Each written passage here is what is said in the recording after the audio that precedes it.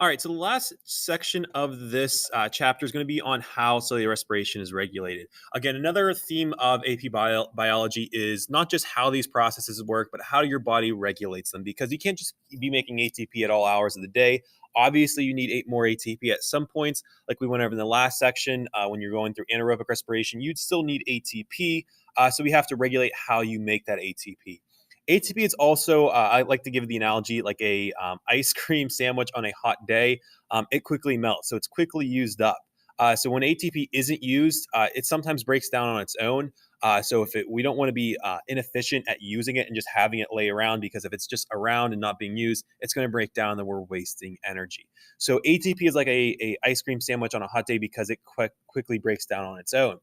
So what we see in these processes is ATP inhibits the previous reactions. You can see glycolysis, the prep step, the Krebs cycle here, and the oxidative phosphorylation that makes ATP. If we have a lot of ATP, we're going to stop these processes. You don't need to be breaking down glucose when you're just sitting around doing nothing. However, if you are running or you're doing something that requires a lot of ATP, that's actually going to stimulate these processes. So ATP will actually bind to sometimes the enzymes and start to break their structure down and inhibit them. I'll give you one example. I'm going to give you the enzyme that breaks down pyruvate into acetyl-CoA. That's called pyruvate dehydrogenase. Remember, this is an enzyme because it ends in ase, but again, it just breaks down pyruvate into acetyl-CoA. This specific enzyme, there's an inhibitor of ATP, NADH, and acetyl-CoA. If you think about it, if we have a lot of ATP, why do we need to break down pyruvate into acetyl-CoA? We don't need this reaction to occur because we already have enough ATP. It's like on a heck, even today when we have like half of our students at our school because of COVID-19. We don't need to make all of the cheeseburgers, or the cafeteria ladies don't need to make all those cheeseburgers for like a full school of kids. They can stop making cheeseburgers at a certain point because they're going to get wasted. They're going to be thrown away. Now, on the opposite end, you can see here ADP and pyruvate are also going to activate pyruvate dehydrogenase.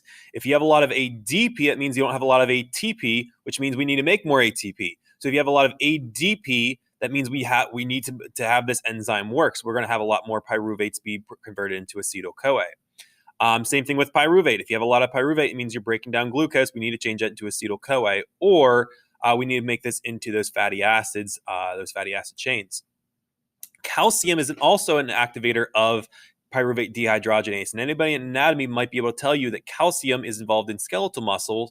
And if there's a lot of calcium going on, that means your skeletal muscles are activated. If your skeletal muscles are activated, you need glucose to be broken down to produce ATP. So this process wants to occur more.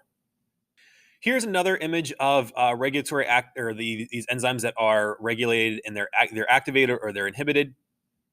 You can see the glycolysis, the prep step, then the Krebs cycle, what inhibits each one of these enzymes. And again, not every enzyme's on here, but you can see like ATP and citrate are going to inhibit this phosphofructokinase molecule. If we have a lot of ATP from these steps, or even from an electron transport chain, we don't need all this to occur, so we're going to stop the process right here.